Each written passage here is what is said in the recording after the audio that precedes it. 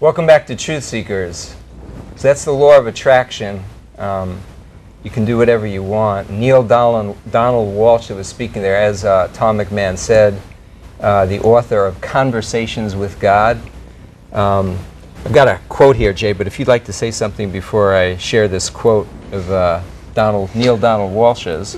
Well, about Neil, you know, it's interesting, Mike. He recognizes God, a creator, but yet he wants to be his own creator.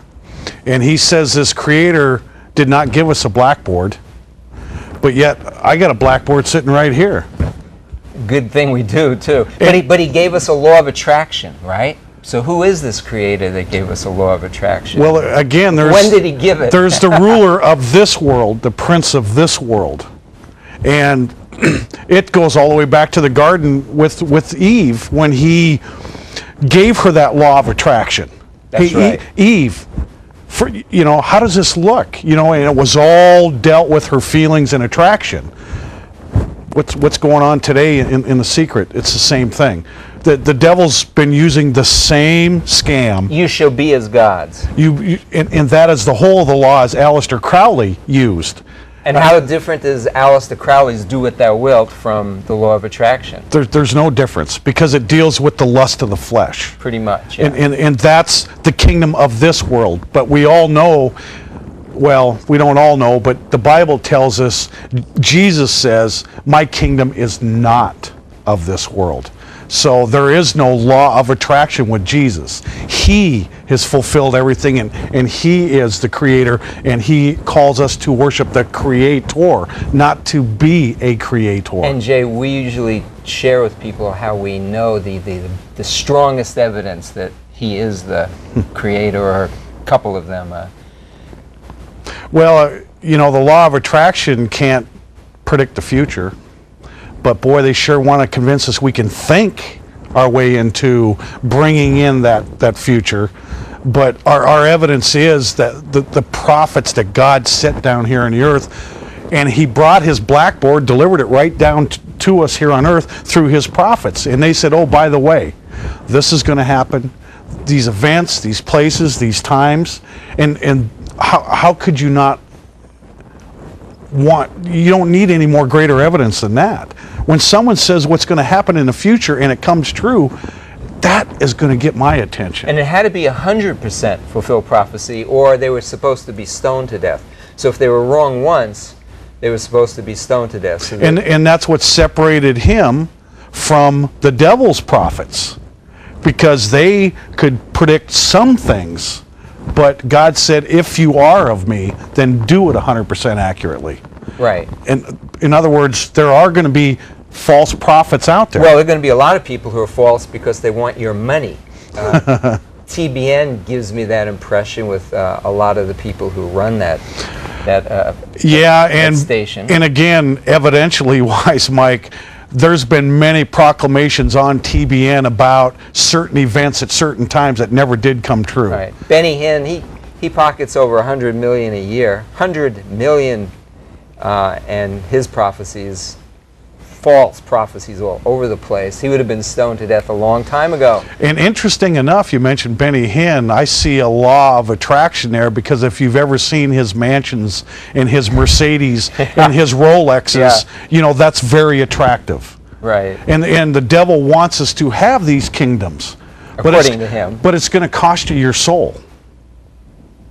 And that we have to look at eternity here, Mike. Yeah, if you're standing up in front of millions of people and lying, you know, to them about God, that's a pretty serious thing, because unlike Neil Donald Walsh, who says there is no judgment, God says there is a judgment, and the evidence is a lot stronger here than it is in The Secret. In his book, Neil Donald Walsh, in his book Conversations with God, he says, you are already a God, you simply do not know it. And that's on page 202 in Conversations with God. There are no such things as the Ten Commandments. That is on page 95 in the same book. So, you know, either the Bible's right or Neil Donald Walsh is right. Well, I'm kind of confused here a little bit, Mike, because he's had a conversation with God, but God says just do whatever you want? That's what he says. That's what Neil says. And isn't that, that's the same thing Aleister Crowley says, do what thou wilt, and he was a Satanist. Okay, well, let me try to simplify it, at least in me trying to understand it. I'm a father, and I have children, and as a father, I want to protect them and give them good things, but at the same time, I'm just supposed to say, do what you want? So in other words, if there's a hot burner, hot stove, it's okay to touch it, hey, go ahead. I'm not supposed to stop him from doing these. Well, I don't remember them talking about children in the sections I No, saw. So maybe there's a special provision, a situation for children. I don't know.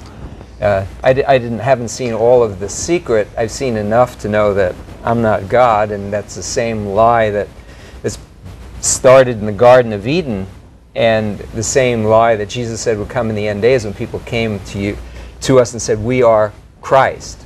Because Christ said, before Abraham was, I am. He said he was God in a number of different ways in a number of different places.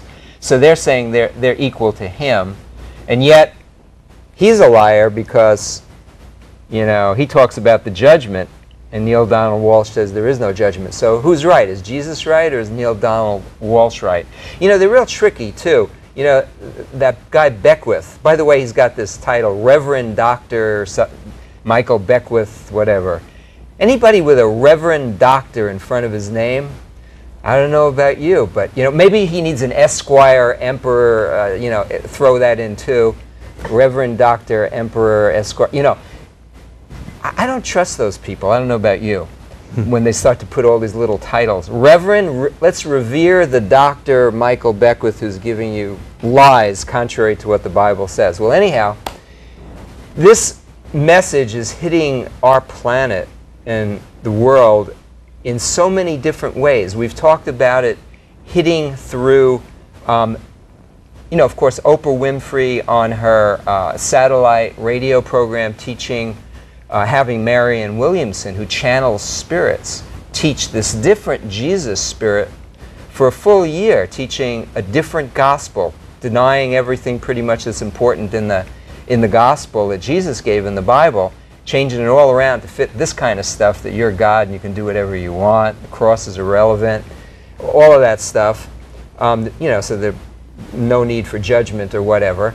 So you've got her and Oprah promoting it through her, Marianne Williamson, on Oprah's radio station. Then Oprah doing this 10-week call-in on the internet live with, 250,000, 500,000 people watching, could call in and talk to them, with Eckhart Tolle teaching the same thing, and teaching meditation.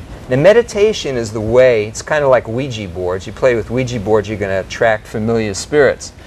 Meditation does the same thing. It attracts these spirits, and if you get into it deeply enough, and I got into it pretty deeply, and it was close, a lot of wild stories there, but you get demonized. Jesus talks about these spirits, these fallen angels, demons he calls them, and he casts them out of people. And I've seen that happen too. I've been around when that happened. So Satan's plan is, I want you to think you're as gods. I'm going to get you demonized. Because Jesus, his arch enemy is Satan, trying to deceive the world.